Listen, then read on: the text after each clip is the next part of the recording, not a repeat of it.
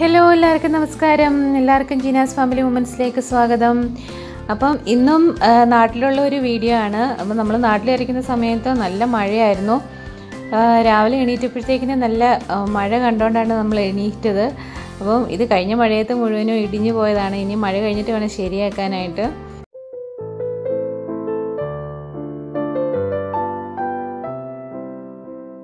അപ്പോൾ ഇപ്പോൾ മഴയൊക്കെ കഴിഞ്ഞു. മഴ കഴിഞ്ഞപ്പോഴത്തേക്കിനും മുറ്റത്ത് വെള്ളമെല്ലാം ആയപ്പോഴത്തേക്കിനും ബോട്ട് ഉണ്ടാക്കണമെന്ന് പറഞ്ഞിട്ട് ഒരാളിരുന്ന് ബോട്ട് ഉണ്ടാക്കുകയാണ്. അപ്പോൾ അത് ഞാൻ ഉണ്ടാക്കി തരാമെന്ന് പറഞ്ഞിട്ട് സമ്മതിച്ചില്ല. ഞാൻ തന്നെ ഉണ്ടാക്കിക്കോളാമെന്ന് പറഞ്ഞിട്ട് ഇരുന്ന് തന്നെ ഉണ്ടാക്കാനുള്ള ശ്രമത്തിലാണ്. അപ്പോൾ അറിയാം, എന്നാലും മറന്നുപോയി എന്നാണ് പറയുന്നത്. അപ്പം തന്നെ എന്തായാലും ശ്രമിച്ചു നോക്കിയിട്ട് എന്തായി തീരുമെന്ന് നോക്കാം. അപ്പോൾ ഒരാളാണെങ്കിൽ തൻ്റെ പഴയ ഫോട്ടോ ഒക്കെ അവിടെ വെച്ചിട്ടുണ്ട്. അപ്പോൾ അതൊക്കെ ഒന്ന് കാണുകയാണ്. അപ്പം ഞങ്ങൾ വരുന്നതിൻ്റെ പേരിൽ കുറച്ച് ബീഫൊക്കെ വാങ്ങിച്ച് വെച്ചിട്ടുണ്ടായിരുന്നു. അപ്പോൾ അത് ഫ്രീസറിൽ വെച്ചിരുന്നതുകൊണ്ട് അത് കട്ടയായിട്ട് പോയി. അപ്പോൾ അതൊന്ന് ലൂസാകാൻ വേണ്ടിയിട്ട് ഞാൻ കുറച്ച് നേരം മുന്നേ വെള്ളത്തിലിട്ട് വെച്ചിട്ടുണ്ടായിരുന്നു. ഇപ്പോൾ എന്തായാലും അതൊക്കെ നന്നായിട്ട് വിട്ട് വന്നിട്ടുണ്ട്.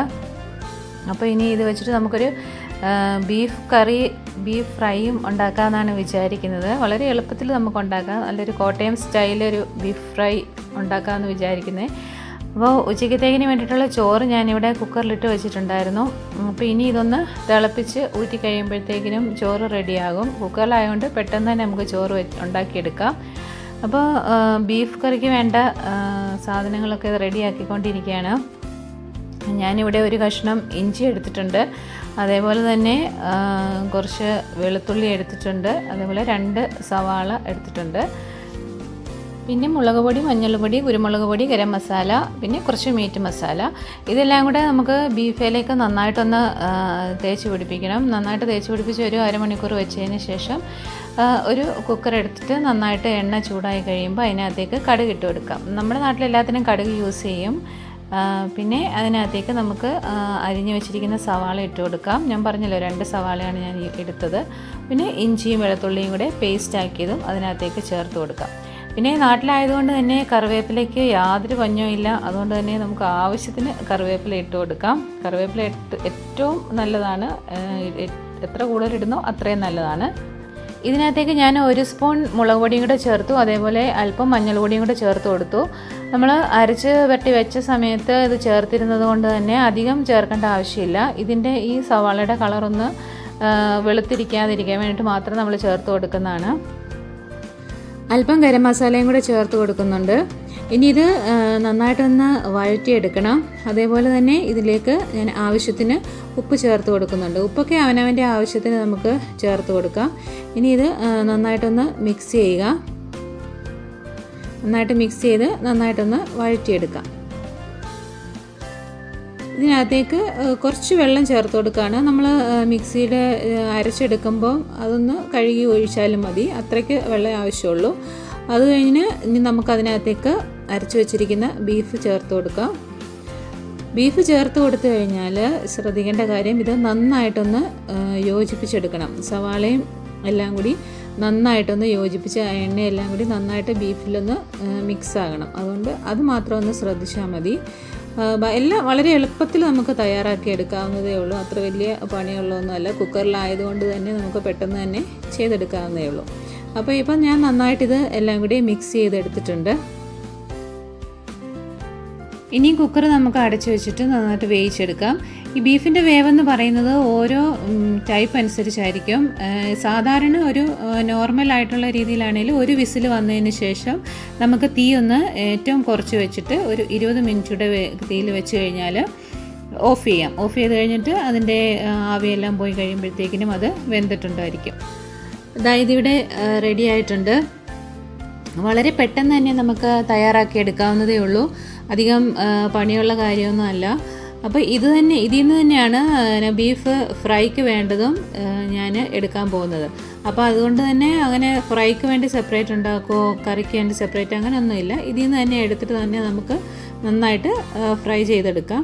പക്ഷെ അതിന് മുന്നേ ഇപ്പോൾ കുക്കറിൽ വെച്ചതുകൊണ്ട് തന്നെ ഞാനിതൊന്നും കൂടി ഒന്ന് തിളപ്പിക്കുന്നുണ്ട്. അപ്പോൾ ഇതിനകത്ത് നമുക്ക് ഇത്രയും ചാറ് വേണ്ടാന്നുണ്ടെങ്കിൽ നമുക്ക് നന്നായിട്ടൊന്ന് പറ്റിച്ചെടുക്കാം. ഇത് ഞാനിവിടെ കറിയായിട്ട് തന്നെ എടുക്കാനാണ് ഉദ്ദേശിക്കുന്നത്. അതുകൊണ്ട് തന്നെ അതിൻ്റെ ചാറൊന്നും പറ്റിക്കുന്നില്ല.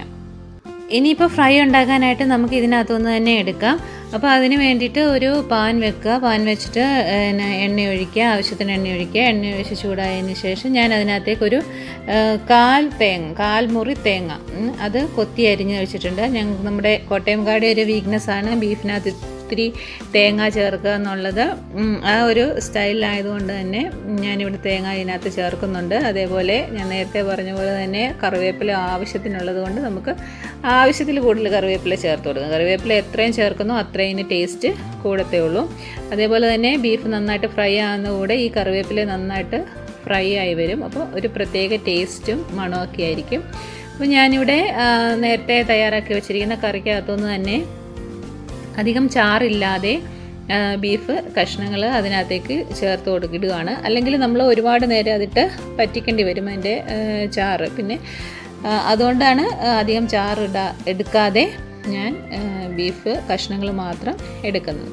അപ്പോൾ ഇതവിടെ ഞാനത് ആവശ്യത്തിന് എടുത്തിട്ടുണ്ട്.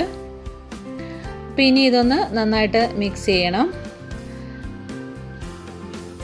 ഉണ്ടോ, നന്നായിട്ട് ഇവിടെ മിക്സ് ചെയ്യുക. ഇനി ഇത് ചാറ് അതിനകത്ത് അധികം എടുക്കാത്തത് കൊണ്ട് അതിനകത്തേക്ക് അല്പം ഒരു ഗരം മസാല ചേർത്ത് കൊടുക്കുന്നു. ഇനി ഇത് നന്നായിട്ട് ഫ്രൈ ചെയ്തെടുക്കണം. ഇത് കണ്ടോ, ഇവിടെ നന്നായിട്ട് ഇതിപ്പോൾ ഫ്രൈ ആയി വന്നിട്ടുണ്ട്. നല്ല കറുത്ത കളറിൽ വന്നിട്ടുണ്ട്. ഞങ്ങളുടെ ഏറ്റവും ഇഷ്ടപ്പെട്ട ഒരു സാധനമാണ് ഈ ബീഫ്. കണ്ടോ, നന്നായിട്ട് മുരിഞ്ഞ് നല്ല ഫ്രൈ ആയിട്ട് വന്നിട്ടുള്ളൂ. ഭയങ്കര ടേസ്റ്റാണ്, നല്ല മണമാണ്. അതേപോലെ ആ തേങ്ങാക്കൊത്തൊക്കെ ഇട്ടേക്കുന്നതുകൊണ്ട് നല്ല മണമാണ്. അപ്പോൾ നമ്മളിവിടെ ഭക്ഷണം കഴിക്കാനായിട്ട് എല്ലാം റെഡിയായി. അപ്പോൾ അതിന് ചോറൊക്കെ വിളമ്പി വെച്ചു. അപ്പോൾ എല്ലാവരുടെ ഇരുന്ന് ഇനി കഴിക്കാൻ പോവാണ്. അപ്പോൾ എല്ലാവരും ബീഫ് റെഡിയാകാനായിട്ട് ഇങ്ങനെ വെയിറ്റ് ചെയ്തിരിക്കുകയായിരുന്നു. അപ്പോൾ ഇത് ബീഫുണ്ട്, ബീഫ് ഫ്രൈ ഉണ്ട്. അതേപോലെ തന്നെ അമ്മ അവിടെ നിന്ന് 2 വെണ്ടയ്ക്ക എടുത്തിട്ട് തോരൻ വെച്ചിട്ടുണ്ടായിരുന്നു. അപ്പോൾ വെണ്ടയ്ക്ക തോരനും ഉണ്ട്. അപ്പോൾ ഞങ്ങൾ കണ്ടോ നല്ല ബീഫ് ഫ്രൈ ഒക്കെ കൂട്ടിയിട്ട് ഭക്ഷണം കഴിക്കാൻ പോവാണ്. അപ്പോൾ കഴിച്ചേച്ച് കാണാം. ഓക്കെ.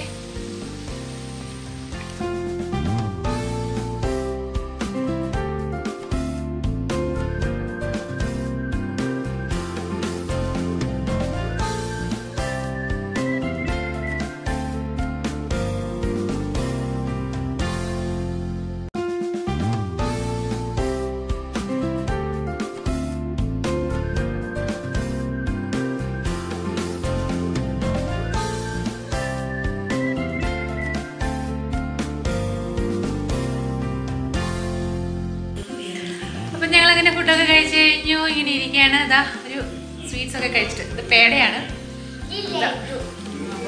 കൊച്ചു ലഡുവാണ് കഴിക്കുന്നത്. അപ്പോൾ അത് കഴിച്ചുകൊണ്ട് ഇങ്ങനെ ഇരിക്കുകയാണ്. അപ്പോൾ ഇനി അടുത്ത ഒരു വീഡിയോയിൽ കാണാം.